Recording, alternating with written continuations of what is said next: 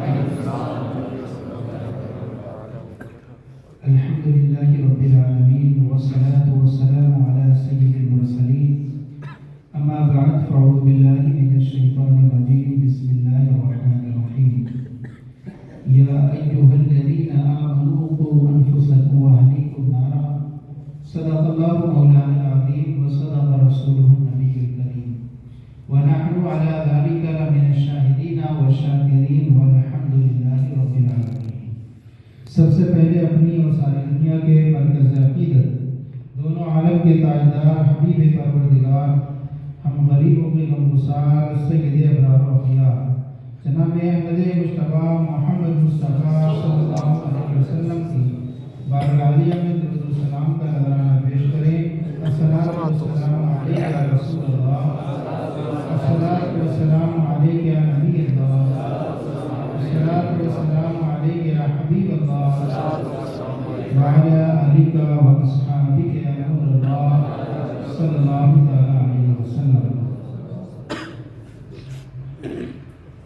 اللہ کے رسول صلی اللہ تعالی علیہ وسلم ارشاد فرماتے ہیں کہ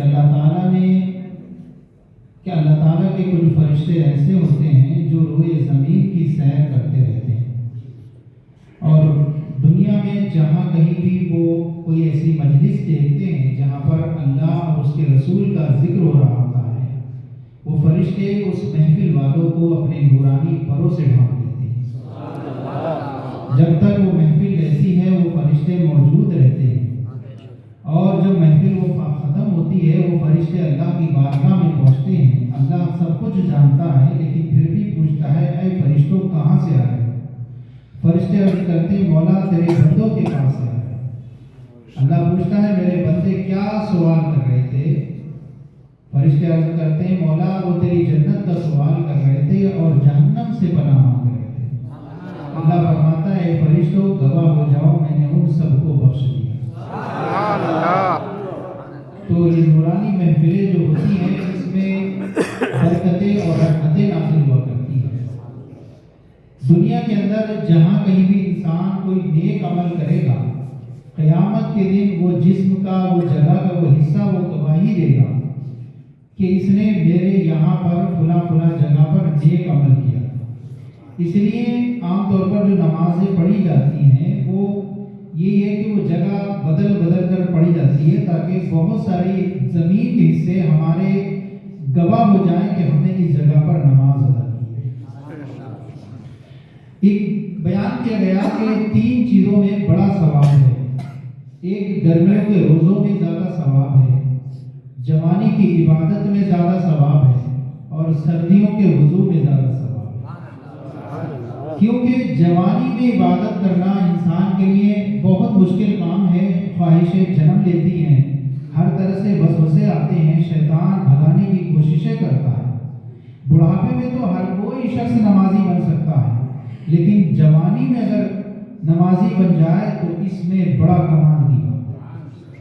عام طور پر سردی لگ رہی ہو، ہاتھ میں پانی لینے کو دشواری ہو رہی ہو، ایسے عالم میں رب کے خوف سے انسان اٹھ کر کے نماز کے لیے وضو کرے تو یہ بڑے ثواب کی بات ہے.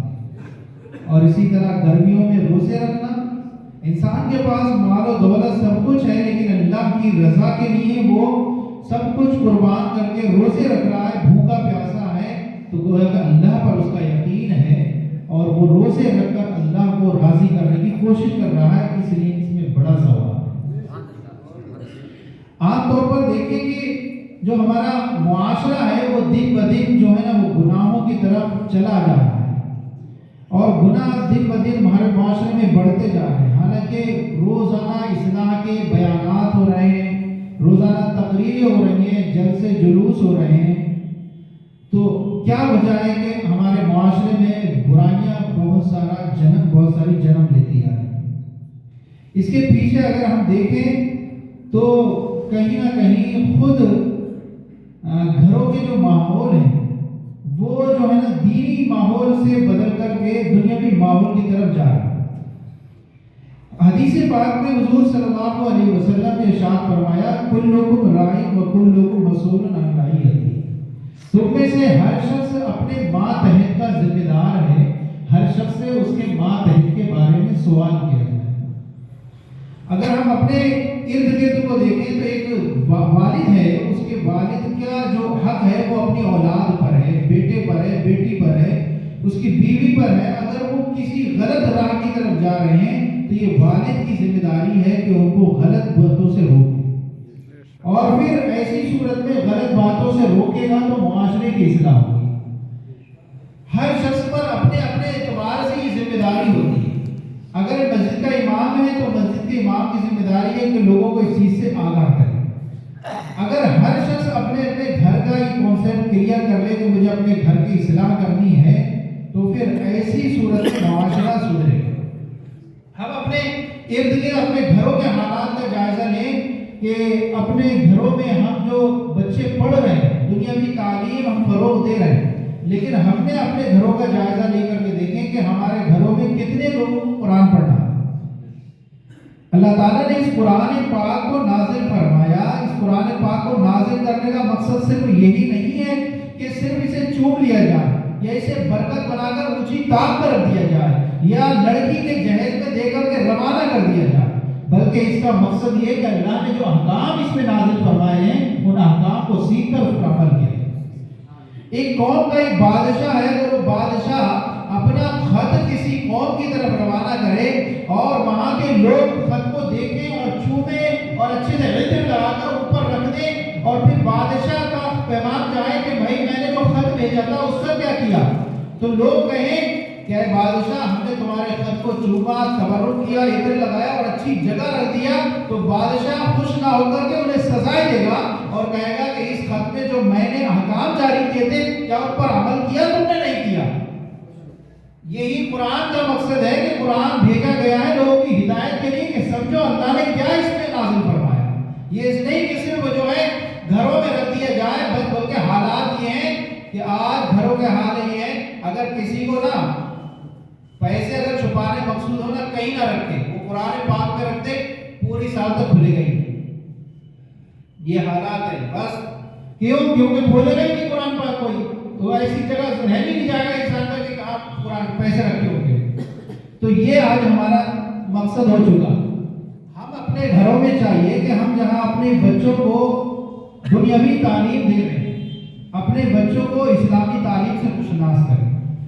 ہر والد کی ذمہ داری ہے کہ وہ ٹیوشن سے جب آتے ہیں دوپہر کو کبھی شام کو لے کر بیٹھتے ہیں اپنے بچوں کو کہ آج بیٹا تجھے پہلا کلمہ سکھائیں، آج تجھے ہم یہ سکھائیں گے کہ نماز میں کتنے فرض ہیں، آج تمہیں سکھائیں گے کہ ہمارے نبی کون ہیں، ہمارے نبی کی والدہ کا نام کیا ہے، ہمارے والد نبی کے والد کا نام کیا ہے.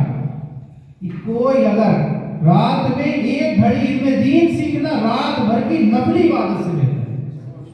اللہ کے رسول صلی اللہ علیہ وسلم نے علم دین کی اتنی فضیلتیں بیان فرمائی کہ کل قیامت کے دن جس شخص نے اپنے بیٹے میں سے کسی ایک کو حافظ قرآن بنایا ہوگا، کل قیامت کے دن اس کے والدین کو ایسا تاج زرعی پہنایا جائے گا جس کی روشنی مشرق اور مغرب میں چمکتی ہے. اور ایسا بچہ جو ہے کل قیامت کے دن اپنے گھر والوں میں سے 10 کی شفاعت کرے. دنیاوی تعلیم کے لیے کہیں فضیلت نہیں آئی. اس کا منفی یہ اثر نہیں ہے کہ آپ دنیاوی تعلیم سے روکیں. دنیاوی تعلیم معاشرے میں جینے کے لیے آج بہت ضروری ہے، لیکن آج جو مرتد ارتداد پھیلتا جا رہا ہے معاشرے میں، بچے بچیاں مرتد ہو رہے ہیں، ان کے لیے ضروری ہے کہ ہم اسلامی تعلیمات کو عام کریں. اپنے گھروں میں جہاں ہم ہزاروں روپے دے کر کے اسکول کی تعلیموں کے لیے خرچ کرتے ہیں، کبھی بیٹھ کے سوچا کریں کہ ہم کیا کر رہے ہیں، ہم اپنی دینی تعلیم کو کہیں پیچھے تو نہیں پھینک رہے. اب اپنے گھروں میں جائزہ لیجیے گا جا کے کہ کس کو 3 کلمے آتے ہیں. ہاں پوچھیے گا اپنے بچوں میں سے کہ آج بیٹا تجھے جو ہے نماز آتی ہے، بیٹا تجھے فرض نماز آتی ہے، نماز فجر میں کتنی رکعتیں، ظہر میں کتنی رکعتیں، اور یہ پوچھیے گا کہ بھائی ڈی مارٹ کیا آتا ہے، تو سب بتائے گا. تو ایسی تعلیم کس فائدہ کہ جب اسلام ہی نہ رہے. حد تو یہ ہے کہ ہمارے جو معاشرے میں اگر آپ دیکھیں کہ انتقال کر جائے کسی کا تو ہم دیکھتے رہتے ہیں کہ مولانا صاحب آ جائیں، وہ نماز جنازہ پڑھائیں. کتنا اچھا ہوگا کہ ہمارے گھر کا ہی ایک بندہ اس طرح سے تیار ہو کہ وہ کہے کہ کسی کو بلانے کی ضرورت نہیں ہے، ابا کا جنازہ میں پڑھاؤں۔ کل قبر پہ جانا ہو تو قبر پہ جائے تو وہ جانے کے بعد جائے تو پارا پڑھ کر آئے، وہ جائے تو جانے کے بعد سورہ ملک پڑھے، سورہ یاسین پڑھے، باپ کو قبر پہ خود اتارے، اس وقت کتنا فائدہ ہوگا۔ ایک امام کی دعا وہ اثر نہیں کرے گی جو ایک بیٹے کی دعا والد کے حق میں اثر کرے گی۔ تو ایک شخص کا گزر ایک قبرستان سے ہوا، اس نے دیکھا کہ بہت سارے لوگ جو ہے نا وہ ثواب کو تقسیم کر رہے ہیں، کسی نے ایصال ثواب کیا ہوگا لوگوں کے لیے، تو وہ مردے جو ہیں وہ ثواب لوٹ رہے ہیں، لیکن ایک شخص کو دیکھا اپنی قبر پر بڑی آرام سے بیٹھا ہوا۔ اس نے پوچھا کہ تم کیوں آرام سے بیٹھے ہو؟ اس نے کہا یہ سارے لوگ ایصال ثواب لوٹ رہے ہیں کہ انہیں کسی عام انسان نے ثواب بھیجا ہے، لیکن میں نے ایک اپنا بچہ حافظ قرآن دنیا میں بھیجا چھوڑا ہے، روزانہ میرے لیے وہ گھر بیٹھ کر کے قرآن پاک پڑھتا ہے، ڈائریکٹ مجھے پہنچ جاتا ہے، مجھے جانے کی ضرورت ہے۔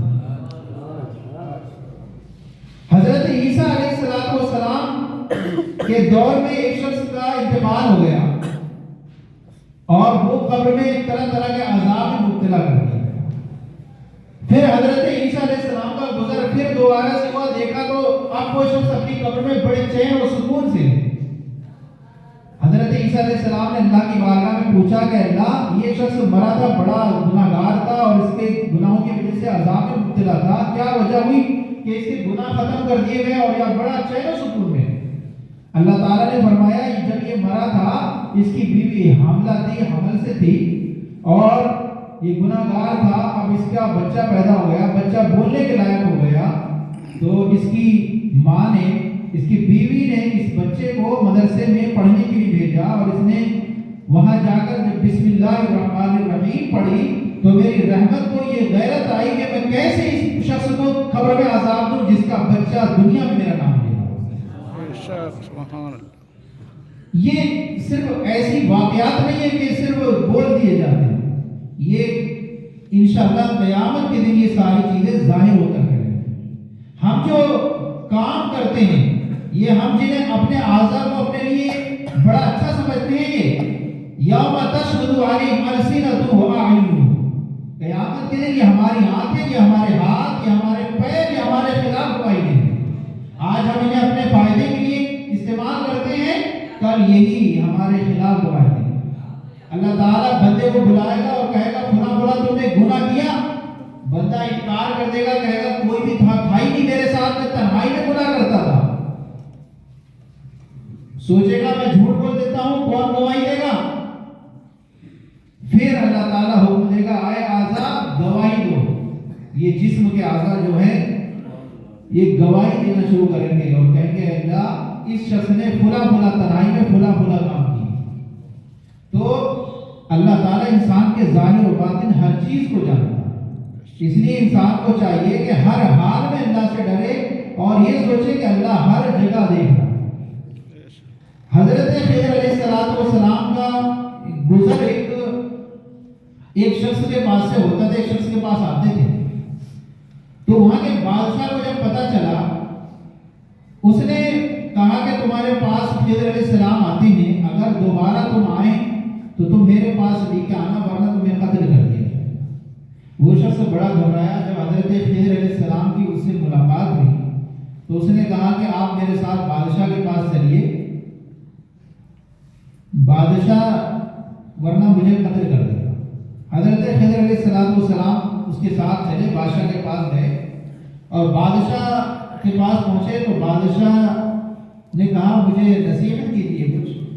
حضرت خضر علیہ السلام نے فرمایا کہ یہ جس میں آپ رہ رہے ہیں یہ کیا ہے؟ کہا کہ یہ میرا محل ہے۔ تو خضر علیہ السلام نے فرمایا یہ محل نہیں، یہ سرایا ہے۔ سرایا ہے؟ کہا کیسے سرایا؟ کہا اچھا یہ بتائیے اس سے پہلے کون تھا بادشاہ تھا؟ کہا میرے باپ تھے۔ ان سے پہلے کون بادشاہ تھا؟ ان کے باپ۔ کہا سرایا یہی ہوتا ہے کہ ایک جاتا ہے دوسرا آتا ہے۔ حضرت خضر علیہ السلام کا ایک اور جگہ سے گزر ہوا اور انہوں نے دیکھا کہ ایک شخص جو ہے ندی کے کنارے مچھلیاں مار رہا ہے۔ تو پوچھا کہ یہاں پر یہ ندی کب سے آباد ہو گئی یہاں پر؟ اس نے کہا رے کیسی باتیں کر رہا ہو، میں نے میرے باپ دادا نے تو یہاں ندی دیکھی۔ پھر 500 سال کے بعد پھر گزر ہوا آپ کا، اب دیکھ رہے ہیں کہ وہاں ایک بہت خوبصورت شہر آباد ہے۔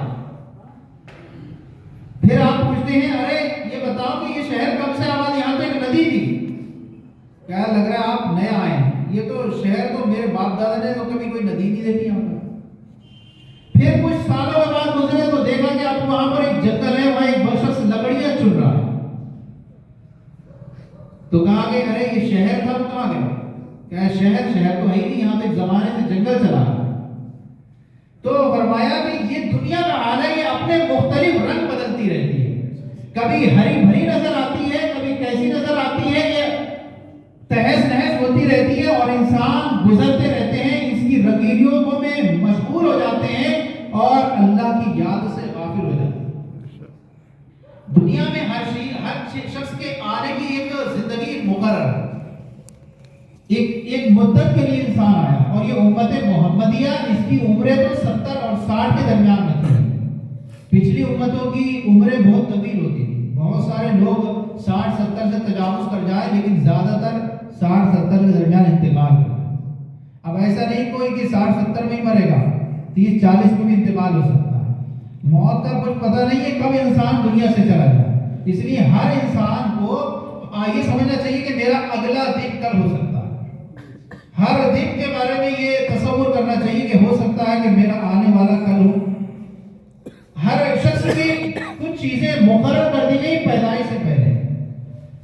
اللہ تعالیٰ جب بندے کو پیدا کرتا ہے تو یہ نطفے کی شکل میں، گوشت کے لتھڑے کی شکل میں یہ اسی طرح سے انسان رہتا ہے۔ پھر 120 دن کے بعد اس کے اندر روح پھونکی جاتی ہے، اور جب روح پھونکی جاتی ہے تو اس کے یہ لکھ دیا جاتا ہے کہ یہ کتنا رزق حاصل کرے گا دنیا میں، یہ کتنے زندگی گزارے گا، کتنے دن یہ دنیا میں زندہ رہے گا، اسی طرح یہ مرے گا کہاں پر، اور اسی طرح یہ نیک بخت ہوگا یا بدبخت ہوگا۔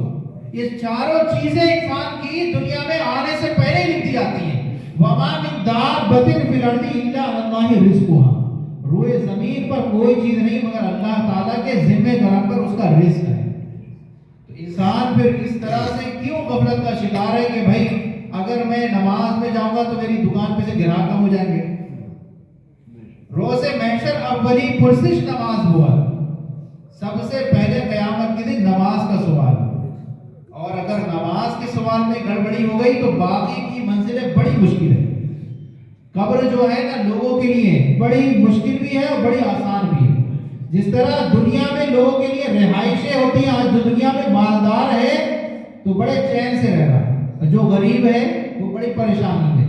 لیکن دنیا سے آخرت کا معاملہ الگ ہے، یہاں پیسہ دیکھا جاتا ہے، آخرت میں پیسہ نہیں ہے، اعمال دیکھے جائیں گے۔ اگر بظاہر دنیا میں غریب تھا، اعمال اچھے تھے، تو اس مالدار سے بہتر ہوگا جو دنیا میں بڑا عیش و آرام سے رہتا تھا۔ تو آخرت قبریں بظاہر سب کے اوپر سے نظر آتی ہے ایک سی ہیں، قبرستان میں جاؤ تو لگے گا کہ سب ایک سے ہیں، لیکن اس قبر کے اندر بہت سارے لوگ مغموم ہیں، بہت سارے پریشان ہیں، اور کچھ ایسے ہیں ان کو فرمایا جا رہا ہے سو جا جیسے دلہن سوتی ہے۔ سمجھ آیا؟ تو یہ ہمیں جو ہے نا وہ آخرت کی تیاری کے اعتبار سے کوششیں کرنا چاہیے۔ حضرت موسیٰ علیہ السلام نے شب معراج میں حضور علیہ السلام سے کہا آپ جو ہیں اللہ تعالیٰ نے 50 نمازیں عطا فرمائی، اور حضرت موسیٰ علیہ السلام نے کہا دوبارہ جائیے، اتنی آپ کی امت 50 نمازیں نہیں پڑھ سکے گی۔ حضور صلی اللہ علیہ وسلم دوبارہ گئے اللہ کی بارگاہ میں، 5 نمازیں کم ہو گئی، 45 رہ گئی۔ پھر کہا پھر دوبارہ پھر ملاقات میں، پھر کہا پھر جائیے، مجھے پتا ہے میری امت سے زیادہ کمزور ہے آپ کی امت، یہ 45 بھی نہیں پڑھ سکے گی، دوبارہ جائیے۔ اور پھر دوبارہ گئے، اللہ نے 5 نمازیں اور کم کر دی، 40 رہ گئی۔ اس طرح حضور صلی اللہ علیہ وسلم 9 مرتبہ گئے اور 45 کم ہو گئے۔ کچھ لوگ کہتے ہیں، کہنے والے ایک بار اور چلے جاتے، نہیں بتائیے۔ تو 45 کم ہو گئے، اللہ نے فرمایا میں نے 5 نمازیں دی ہیں، ان 5 کو پڑھو گے 50 کا ثواب عطا ہوگا۔ دیکھ لیں حضرت موسیٰ علیہ السلام کہہ رہے تھے یہ بھی 5 بہت ہیں، نہیں پڑھ پائیں، اور واقعی میں 5 نمازیں بھی پڑھنا مشکل ہو جا رہا ہے۔ بار بار دعوت دی جاتی ہے، جمعے کا دن آتا ہے بس وہی دکھتے ہیں، اور پھر جمعے کے بعد مشکل ہے۔ اگر ایک نماز انسان چھوڑے گا تو ہزاروں برس جہنم میں جانا، اور جہنم کی آگ کتنی مشکل ہے کہ اگر سوئی کے ناک کے برابر بھی کھول دی جائے نا تو دنیا والے اس کی گرمی سے بے ہوش ہو کر مر جائیں۔ قیامت کی یہ حال آتا ہے، دنیا کی آگ جو ہے پناہ مانگتی ہے کہ مجھے جو ہے جہنم کی آگ میں چلے۔ تو ہمیں چاہیے کہ آخرت کے لیے تیاری کریں، دنیا کے کام چلتے رہیں گے چلتے رہیں گے۔ دیکھیے ایک ندی گزر رہی ہے، ندی چل رہی ہے، اب ایک شخص سوچتا ہے کہ ندی کا پانی جو ہے چلا جائے تب میں ندی پار کروں، بتائیے ندی پار کرے گا؟ یہ کہہ رہا ہے کہ ندی کا پانی ختم ہو جائے تب میں ندی پار کروں گا۔ اس کی زندگی ختم ہو جائے گی، ندی کا پانی ختم نہیں ہوگا، اسے اگر ندی پار کرنی ہے تو کچھ نہ کچھ کر کے وہ ندی کے پانی میں سے ہی گزر کے اسے ندی پار کرنا ہوگی۔ یہی دنیا کا حال ہے کہ دنیا کے کاروبار کبھی ختم نہیں ہوں گے۔ آج جو ہے بندہ سوچ رہا ہے کہ ارے میں تھوڑا سا کام کر لوں، ارے ابھی جوان ہوں، ابھی BA کر لوں، MA کر لوں، اب پڑھائی ختم، ارے ابھی میری شادی ہو جائے، اب شادی ہو گئی، بچے ہو گئے، اب اگر بچے تھوڑا سا سیٹل ہو جائیں، شادی کر دو بچوں کی، اس کے بعد پھر میں نماز پڑھوں گا۔ اب نماز پڑھنے آ رہا ہے بندہ، پیر ہاتھ میں لے لیا اس نے، عصا لے لیا، اور مسجد میں آ رہا ہے، نہ پیر صحیح سے لگ رہا ہے نہ سجدہ صحیح سے ہو رہا ہے۔ اب بڑھاپے میں کہاں جائے؟ جوانی کے جذبات ختم، اب مسجد میں پڑھے گا تو وہ کیا پائے گا؟ تو ہے قبر کے قریب۔ تو یہ چاہیے کہ ہمیں جوانی میں ہی اللہ کی عبادت کریں۔ ایک 3 شخص تھے، 3 شخصوں نے ایک جگہ گھومنے کے لیے گئے، اور انہوں نے وہاں جانے کے بعد ایک ہوٹل کرایہ پر لیا، اور کرایہ پر لینے کے بعد ان کے یہ ذمہ داری دی گئی تھی کہ روزانہ شام کو مغرب کے بعد فوراً آ جانا ہے، دیر نہیں کرنی ہے، اور اگر عشاء بعد آئیں گے تو لفٹ بند ہو جائے گی اور آپ کو سیڑھیوں کے ذریعے سے اوپر جانا پڑے گا۔ اور وہ جو پوری منزل تھی وہ 75 منزل تھی، اور ان کا کمرہ بھی سب سے اوپر میں تھا۔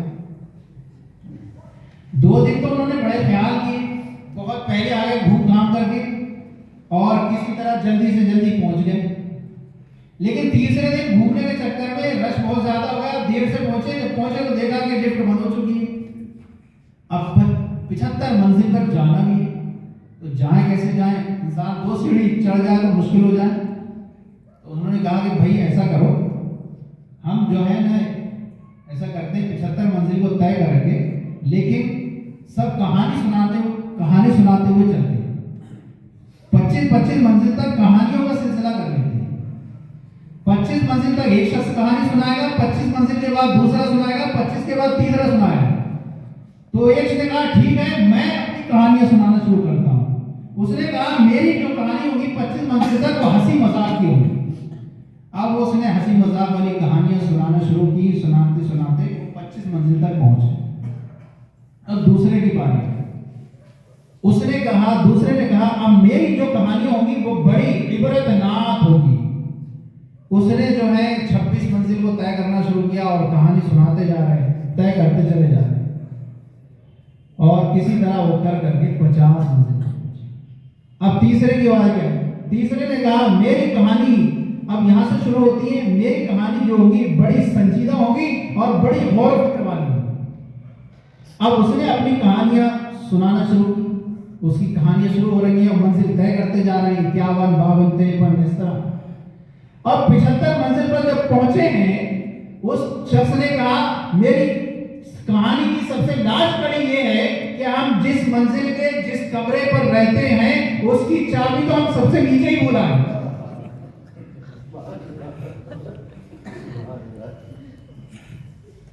بس وہ بے ہوش ہو کے جاتے۔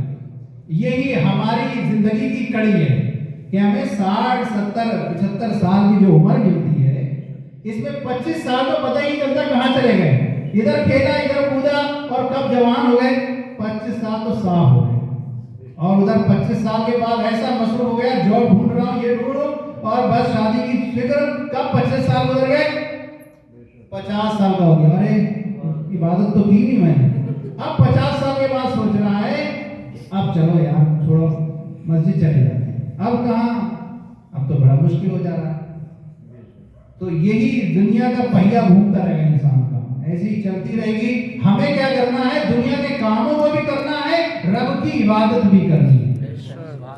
بھائی اللہ تعالیٰ نے کہیں یہ نہیں فرمایا کہ میں نے انسان اور جن کو کھانے کے لیے پیدا کیا ہے، یہ فرمایا کہ میں نے جن اور انسانوں کو اپنی عبادت کے لیے پیدا کیا، اور یہ بھی فرمایا کہ میں نے ہر ایک کے رزق کی ذمہ داری لے رکھی ہے۔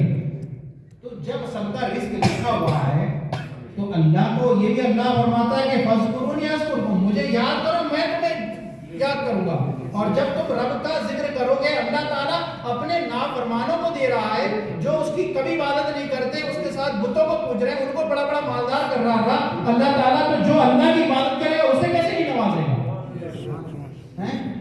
تو یہ تو ہماری غلط فہمی ہے کہ ہم نہیں، اگر مسجد میں گئے 5 منٹ لگیں گے، ارے 50 روپے کی بکری ہو جائے گی، نہیں، یہ سب وسوسے ہیں شیطان کے بھگانے کے، اور شیطان بڑا خوش ہوتا ہے، اس کے دربار لگتے ہیں ہر دن بہکانے کے، اثر بعد دربار لگتے ہیں، یہ اپنے چیلوں کو بلاتا ہے اور کہتا ہے کہ آج بتاؤ کیا کیا کارنامے کیے۔ تو شیطان کے چیلے جو ہے نا وہ بتاتے ہیں ہم نے یہ کیا، قتل کیا، یہ کیا، وہ کیا، لیکن یہ کہتا آج میں نے ایک طالب علم کو مدرسہ پڑھنے جانے سے روک دیا، وہ چھت کر کے نیچے آ جاتا ہے تخت سے اور کہتا ہے واہ سب سے بڑا کام تو نے کیا۔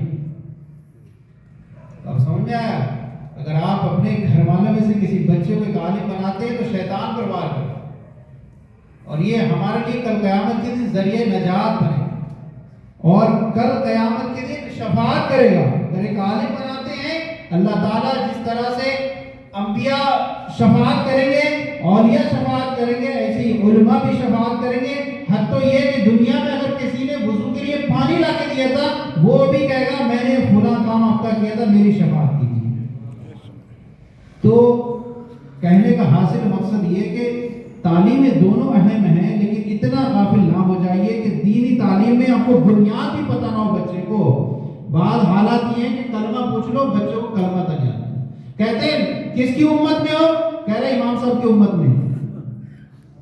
بتائیے نبی کا نام معلوم نہیں ہے، آخر نبی کون ہے کچھ پتہ نہیں ہے، اسلامی عقائد کون سے ہیں کچھ پتہ نہیں ہے، جبکہ ایسے ظاہر و باہر عقائد انسان کو ہر ایک سے ضرور یاد ہونا چاہیے، اور یہ ہر ایک والد کی ذمہ داری بنتی ہے کہ اپنے گھر میں کم سے کم 20-25 منٹ ہر دن اپنے اولاد کو لے کر بیٹھے۔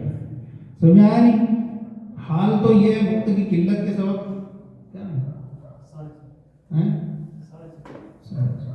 اب آپ یہ سمجھ لیں کہ کتنے حالات ہیں۔ دیکھیے ہوتا کیا ہے، ہم نے خود اسلامی تعلیمات کی جو ہو ماحول کو گرا رکھا ہے۔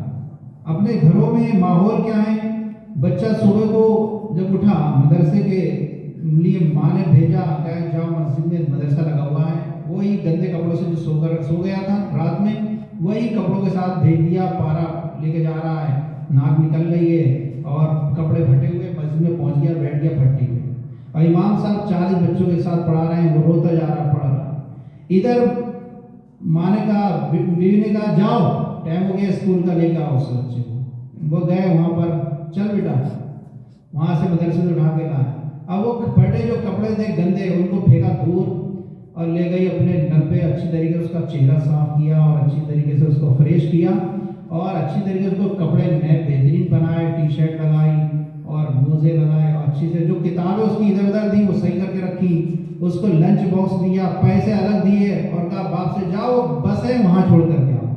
اب باپ گیا وہاں پر بس کے پاس چھوڑ کے آیا، لنچ بھی ہے، انٹرویل کے لیے الگ سے پیسے دے رہا ہے، اور پھر وہ گیا اسکول۔ اب اسکول سے آیا دوپہر کو، اس کے کپڑے الگ اتارے اور اچھے سے رکھے اور سلا دیا، اور کہا جاؤ 3 بجے ٹیوشن میں جانا تجھے، 600 روپے کی ٹیوشن ہے، 1000 روپے کی ٹیوشن ہے۔ اب وہ ٹیوشن کے لیے چلا گیا ادھر، پھر وہ ٹیوشن پڑھ کے آیا، شام کو بیٹھ گئے، اس کے ہاتھ سے ادھر کروا رہے ہیں کالک خالق ایسے کر کے کروا رہے ہیں، اور دونوں بیٹھ گئے اچھی طریقے سے اوپر، ارے بہت فیس جا رہی ہے۔ اب بتائیں آپ گھروں میں کبھی دینی تعلیم کے لیے کبھی کہتے ہو لکھ بیٹے الف بالک تالک، کبھی بیٹھتے تھے، کبھی بیٹا کہتے ہو کہ تیسرا کلمہ یاد ہے کہ نہیں ہے، چوتھا کلمہ یاد ہوا کہ نہیں ہوا؟ اچھا اچھا حل کیا ہے؟ بیٹھے کہاں سے؟ والد صاحب خود تعلیم نہیں حاصل کر رہے تو بٹھائیں کسے؟ مولانا صاحب کے پاس لے کے جائیں گے نہیں. تو ہمیں جہاں پر 600-700 روپے دنیاوی تعلیم کے لیے دے رہے ہیں وہاں اپنی دینی تعلیم کے لیے کیوں خرچ نہیں کر رہے؟ جبکہ وہ ہمارے لیے ایک ذریعہ نجات ہے. قیامت کے دن ہمارے لیے ہتھیار بنے گی, جنت میں لے جانے کا ذریعہ بنے گی. تو یہ ہمیں اپنے گھروں کے ماحول کو بدلنے کی ضرورت ہے تاکہ ہمارا جب ماحول بدلے گا, ایک بندے کے اصلاح کرنے سے معاشرہ نہیں سدھرے گا. ہر شخص کو اپنے گھر کی اصلاح کرنی پڑے گی, تب جا کے معاشرے میں انقلاب آ سکتا ہے. اگر چاہیں گے ہر جمعے کو بیان کر دیں امام صاحب صحیح جگہ, ادھر سے نکلیں گے بس ختم. یہ تو ان کا بیان کرنے کا ذمہ ہی ہے, ان کا تو کام ہی ہے تو بیان کرنے. یہ تو پہلے ہی اسی لیے ہوئے بیان کرنے کے لیے. ہم مانے کہ بھائی امت کے فرد ہیں نہیں آپ, نبی کی امت کے فرد ہیں نا, تو امت کا ہر فرد پر ہر اعتبار سے اپنی اپنی ذمہ داریاں ہیں.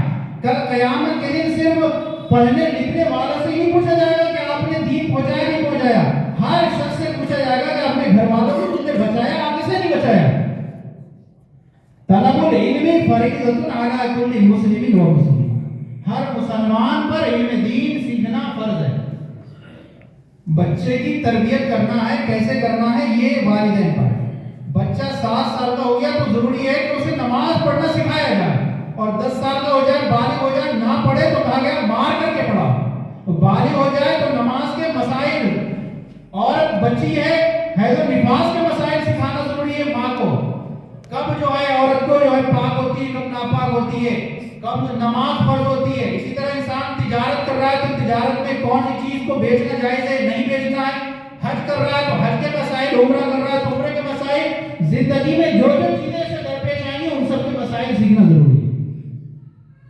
تو اب آپ سمجھیے کہ ہمیں کہاں پر اپنی ہر شخص اپنے دل کے مفتی سے فتویٰ پوچھے, جو ہے مدرسے مفتی سے فتویٰ نہ پوچھے, اپنے دل کے مفتی سے فتویٰ پوچھے کہ میں کیا واقعی میں حضور کے امتی ہوں, تو میں اپنے ان حقوق پر عمل کر رہا ہوں کہ نہیں کر رہا. تو پھر خود جواب مل جائے گا کہ ہاں ہم کتنی غافل ہیں, کہاں تک پہنچ چکے.